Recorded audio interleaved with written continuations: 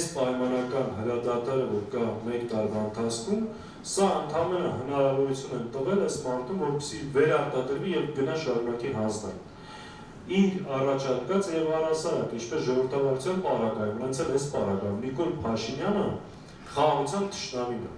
Տեսեք, այս դույն խաղաղության խոստումը ինքը տվել է 21 թվին, տեսեք 21 թվից մինչև քանի պատերազմ է եղել։ Ինչքան կորուստ են ունեցել։ 21 թվին ընտրվել է Գորիս Կապան ճանապարհը, Շուռնուխը, 22 թվականին Հայաստանից 240 կիլոմետր տարածք, Սյունիք, Գեղարքունիք, Վայոց ձոր, դրանից հետո Արցախն է հայաթափել։ 24 թվին առանց կրակոցի Տավուշի հատվածում ռազմավարական նշանակության դիրքեր տվել։ 25 թվին էլ խոսք է տվել, որ ընտրվեն հաջորդ տարի տալու։ Հետևաբար այսքան հանձնող, այսքան զիջող է, եւ խաղաղության թշնամին չի կարող ներկայանալ խաղաղության օրակարգը վերցնի եւ առաջ տանել։